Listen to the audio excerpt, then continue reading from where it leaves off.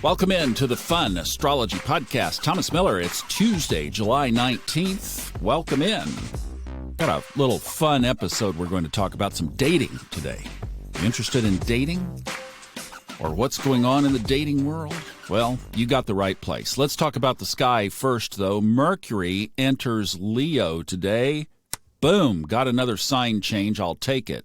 8:32 this morning, so we're going to be a little bit more projective with our communication over the next about 3 weeks. If you're wondering if Mercury will go retrograde here, no, it's not until September 9th. That will occur in Libra.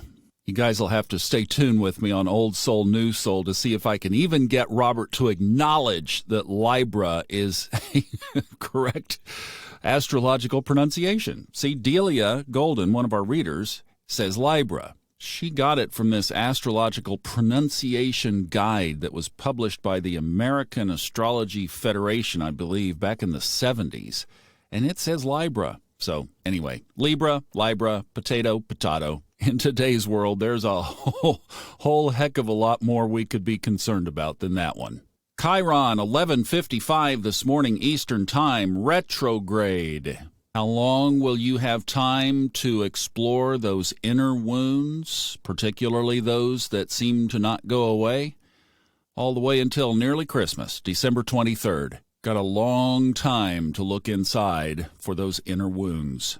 You know, I love this because we can take a long game approach to it. We've got half of a year almost. Like, really let stuff come up and then deal with it, address it. But you can do it like I don't have to fix it tomorrow. This is a stay with you kind of lifetime thing anyway with Chiron. So let things come up, let them be, hold them loosely, don't get attached or excited about them, and just realize you're on a soul journey. What does that mean? You're infinite. So what's a half a year to eternity? Take your time, smell the flowers, enjoy the journey, and allow your soul to breathe and to grow. Those of you who follow Subconscious Mind Mastery know that I turned my life inside out and upside down and restructured everything. And that happened on a Chiron retrograde at my Chiron return at age 50. This is a really powerful symbolism to make some significant spiritual growth.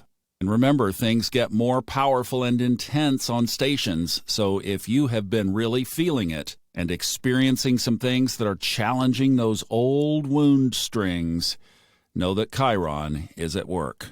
Allow it, breathe with it, ask the universe for where your soul wants to grow, and then watch for the synchronicities to appear.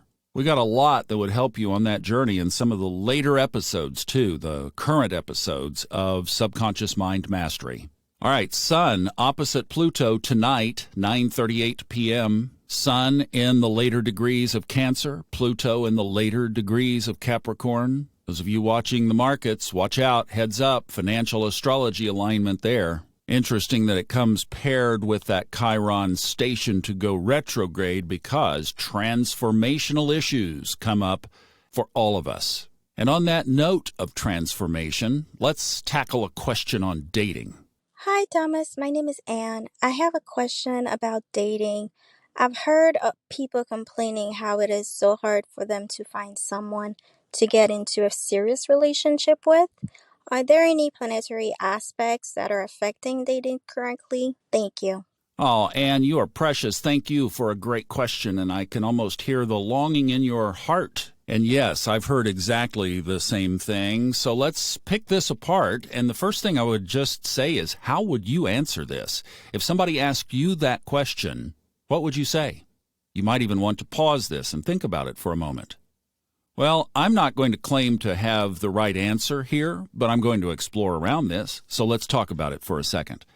So first thing that would cross my mind is, are we talking individually or globally? So, Anne, I would be wondering if there was something in your natal chart with the transits and the solar arcs and the progressions, if there was something there that would be holding that back and maybe waiting for a better time. But we've been hearing about this collectively. So aside from personal aspects, let's talk about what might cause this. All right, so we're talking about the collective. And we know with the collective, if you've been listening to this, hopefully it's starting to sink in. The axis of the planet, the axis of humanity, the axis of cosmos shifted January 12, 2020, when Saturn and Pluto conjoined in the sky.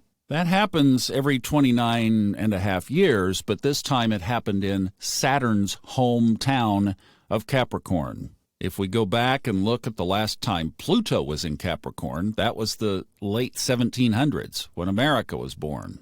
Out of the discontent that those renegade colonists felt for the crown at that time. Well, now we've wound it forward, and the discontent is all over the place, basically. Pluto in Capricorn.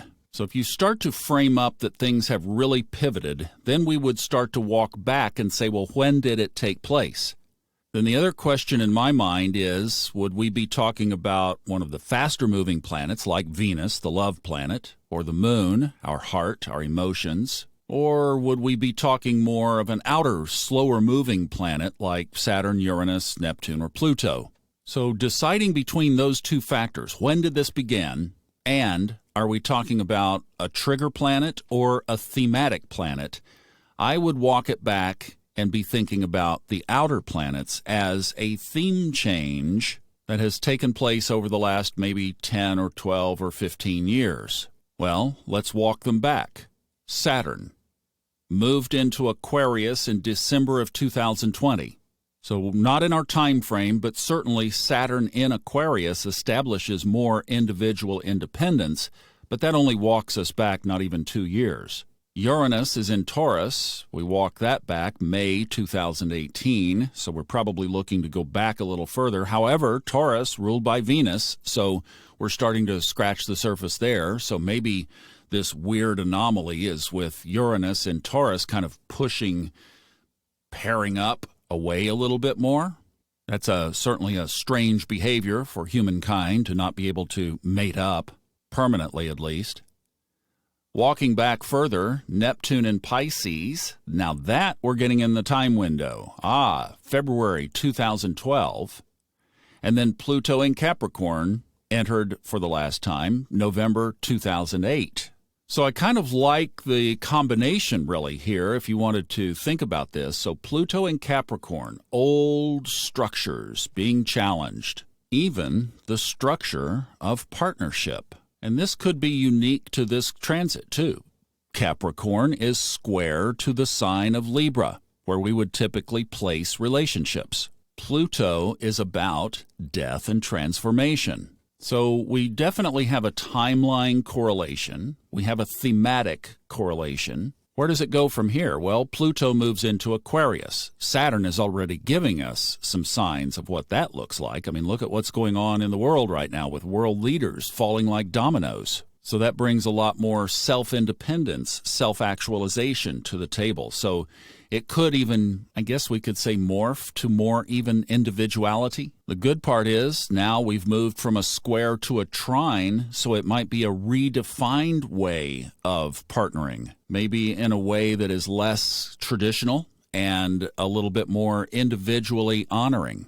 Relationships that are less controlled by one partner or the other. See, that would be Capricornian, obviously more patriarchal. So in other words, the dominant male controlling the female, probably out the window. So change, while unfamiliar, is often not bad, right?